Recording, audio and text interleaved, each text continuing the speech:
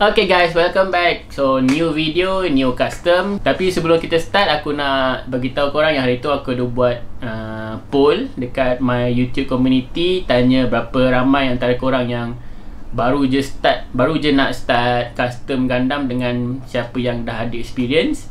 And surprisingly vote almost 90% plus. A newcomers, basically 90+% daripada almost 2k votes lah orang yang baru nak start custom, yang baru nak berjinak-jinak. So aku decide untuk buat video custom kali ni yang lebih simple, yang lebih senang untuk korang follow step by step. So aku harap korang boleh dapat a new info ke, nak belajar macam mana a basic step before korang jump into a complicated custom. So kita akan custom this RG Hi-Nyu. Ini baru je release dekat Malaysia. Aku decide untuk try kit ni untuk buat very simple custom, very minor lah, tapi ada sedikit twist. Aku akan cuba gunakan heavy weapon expansion RG Nu ni untuk masukkan ke Hi-Nyu ni. Aku rasa dia memang akan ada masalah fitting sebab ni memang bukan untuk Hi-Nyu ni, so dia untuk Nu. So kita akan cuba try fit kan, mana yang boleh, mana yang tak boleh. Dan kalau yang mana yang tak boleh tu kita try mod sikit lah custom supaya dia boleh mod. So yes, jom kita start buat.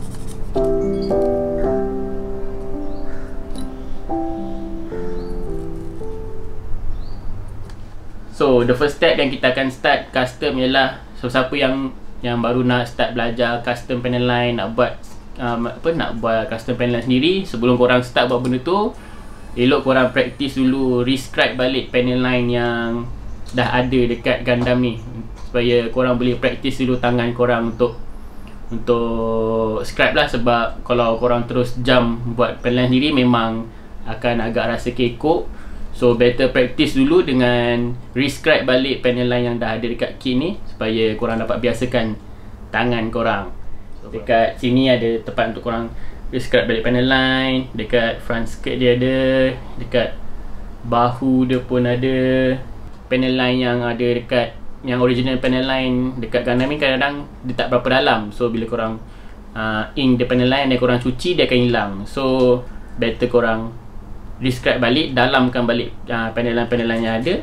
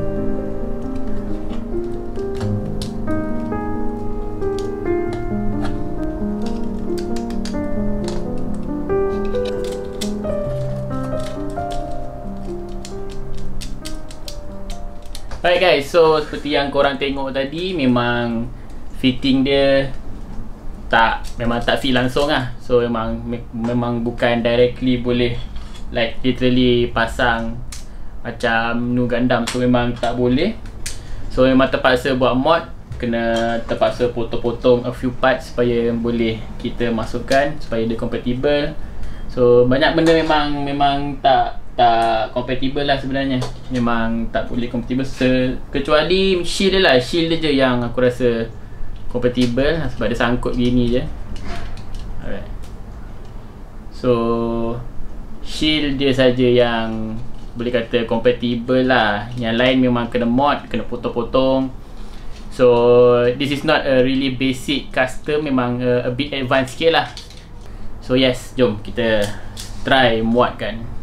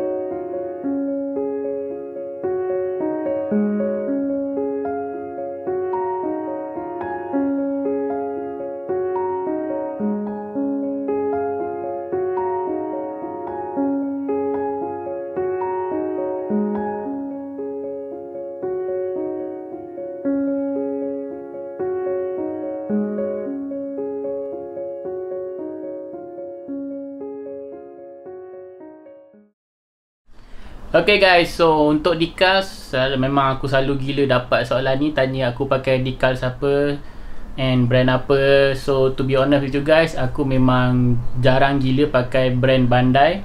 So apa brand yang aku kerap, yang aku selalu pakai, third party decals lah. So bukan dari Bandai, third party memang ada banyak brand.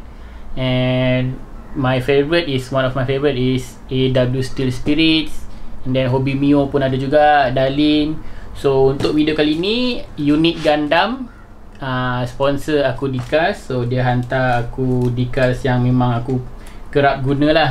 Ada Hobby Mio, and then ada Artisan, ada Same, and Delphi decal pun dia ada jual juga, Delphi decal. So korang boleh check dia punya kedai. So aku akan letak description dekat, aku akan letak link dekat description. And kalau korang perasan, aku jarang guna decals yang spesifik untuk Gundam tersebut. Contohnya macam Hainu, aku guna spesifik RG Hainu punya decals. Aku jarang macam tu. Macam contoh Master Grade, Eclipse ke, so aku pakai spesifik water decals Eclipse. So aku tak suka macam tu. Apa yang aku selalu buat ialah cari decals yang design dia general design, macam Caution nya design. So apa yang Unique Gundam hantar aku ialah semua yang design-design yang general, yang tak ada associate tu mana-mana Gundam. So aku lebih suka macam tu sebab dia nampak lagi cantik lah. So macam nombor, so warning punya sign, tank. So dia tak ada spesifik untuk mana-mana Gundam, dan aku rasa itu lagi cantik lah. Semua Gundam aku akan buat macam tu, kecuali kalau ada certain logo kat Gundam tu, then aku akan beli decal untuk Gundam tu lah, just untuk ambil the logo. And then untuk bahagian-bahagian lain aku akan guna warning decals yang general.